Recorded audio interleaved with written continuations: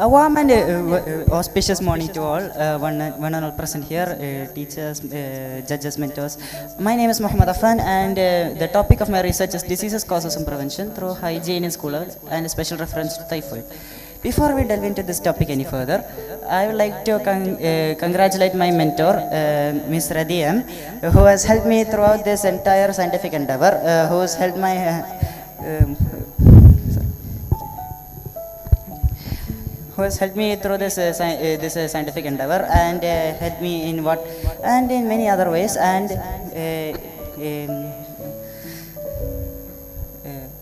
she is the dean of Almas Hospital and the principal of Almas Medical College, and she has helped many other researchers other than alongside me for achieve their academic goals.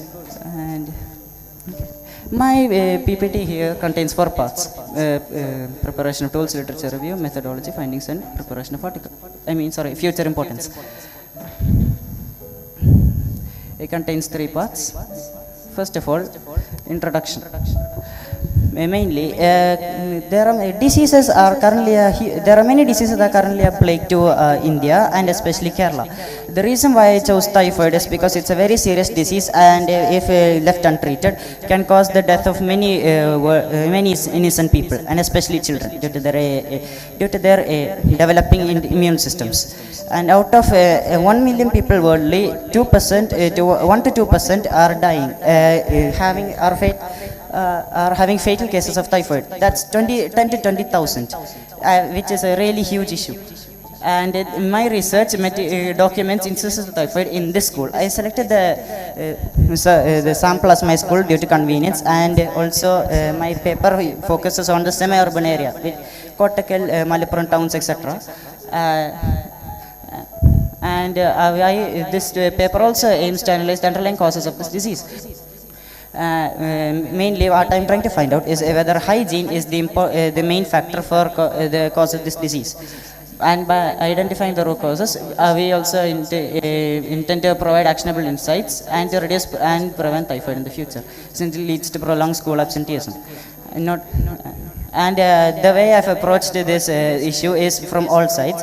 I've checked their parents, the students themselves, their friend groups, the school authority, and many others, so I can get an overall answer to reduce this burden.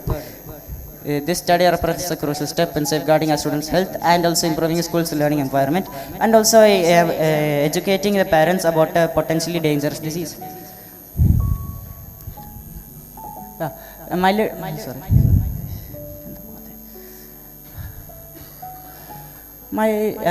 of many of the papers I've read, here are some that I found the most interesting and relevant to my study. First one, Sonam Hussain and Salamuddin, awareness regarding vaccination and hygiene practices among parents. This paper,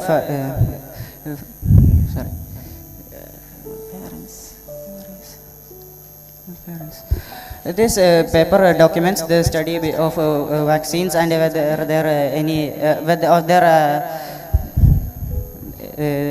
their value and whether they decrease typhoid and their knowledge in parents. My objectives: to identify whether the school authorities provide hygienic conditions, to assess whether parents know about typhoid and understand their condition, and whether students know about typhoid. To check their awareness levels before I proceed. Hypothesis: the main factor for typhoid infection will be hygiene.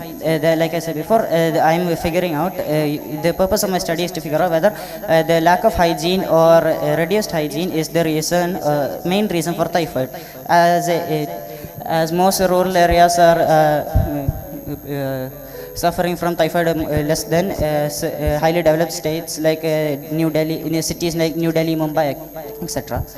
And students who have typhoid will have less hygiene than healthy students, which directly relates with the first hypothesis. And the third one, there will be a correlation between students' health and the number of leave taken, as due to the infection of typhoid, they will take school leave, and which will drastically affect their academic performance. and my problems. Whether my paper seeks to find the answer to three of these six questions. Whether the school has sick room or clinic facilities, whether they provide relief to students who have fever, or whether they send the students to hospital when the situation gets serious. And now my methodology.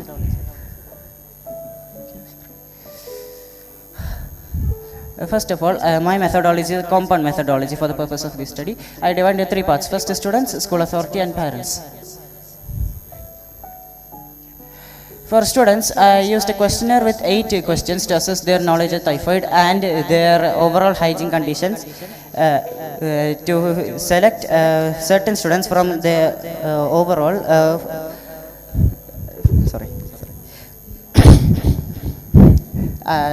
for students, I selected the students from grade 1 to 4 because of their developing immune systems, and for students I divided into 2 parts. First is for all students. I gave this questionnaire, and then using some of the questions in section B to assess their hygiene and whether they had typhoid in the past, their medical history, checking the medical history, I select certain students, one that were affected by typhoid. And then I used a table and with the technique of observation to figure out their hygiene conditions, namely their hand washing method, their general cleanliness, their nail condition, and toothbrushing, etc. Findings of both of these tools are: the results from this questionnaire show that only 78.87% of students obtained 8 to 10 marks. And the students who contracted typhoid were only 21.18% of students who attempted the questionnaire. Relatively low figure for the suburban area, but still it is a really important.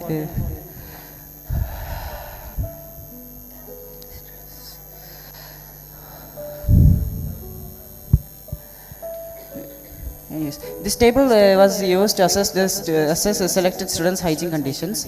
The selected students, I checked their hygiene, and only 67.29% of students score combined score of poor to average, which is almost more than half of the students who had attended this table. I checked.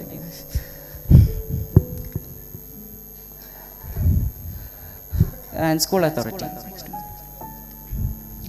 For school authority, I use 2 tools. One is the checklist to assess the sanitary conditions of our school, which contains 10 questions. And my technique is self-report. Observation. My technique is observation. The semi-structured interview was used to assess the management of typhoid cases in school. I spoke directly with our vice principal to understand the management of typhoid cases in our school, and the findings of these 2 tools are as follows. The checklist was used to analyze the sanitary facilities, highlighted some important gaps in the school's available sanitary conditions, barely giving it an overall score of excellent, just 1 score away from average. And the interview was used to analyze how the school handles situations. Revealed that this school handles typhoid cases in ways that align with problem 2 and 3. Namely, they send the students to hospitals if it gets serious, and they also have a sick room where they send the students if they have contracted typhoid, and if possible, they also send them to their homes. Third, the parents.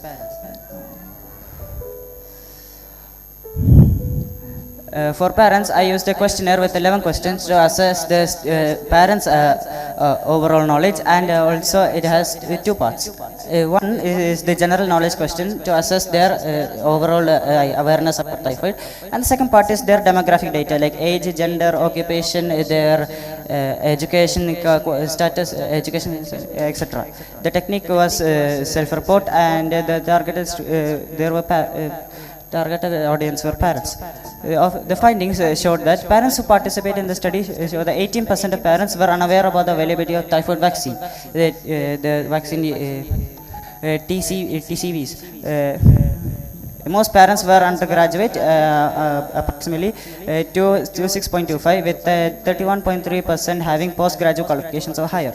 The demographic data collected from these parents, this one above mentioned, collection revealed a broad range of educational backgrounds, with the majority being engaged in occupations that did not that was not directly related to health or hygiene or medicine, which involved direct, which affected the way of addressing how to educate the parents. Third, findings.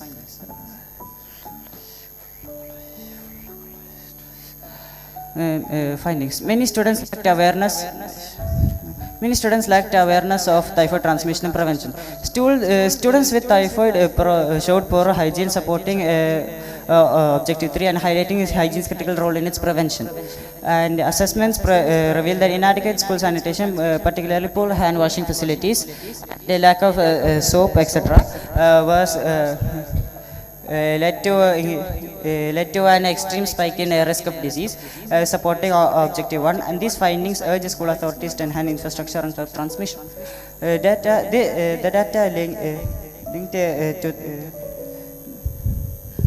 data obtained linked typhoid to increased sick days, aligning with hypothesis 3, and affecting the learning continuity and academic performance. Teachers noted that frequent illness harmed student outcomes, aligning with hypothesis 4, and emphasizing student typhoid's broad impacts on health and education. And now the fourth part, importance and future.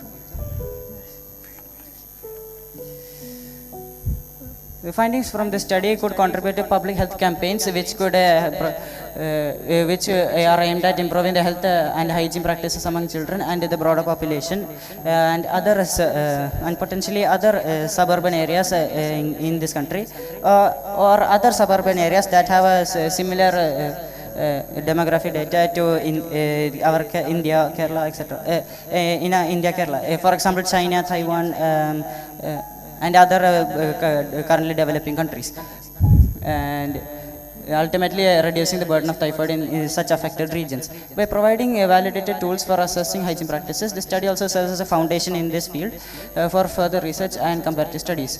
It also aligns with SDG goals, sustainable SDGs, namely 3 and 6, which contributing to improved health, sanitation, and education outcomes while reducing socio-economic burden of typhoid. Thanks.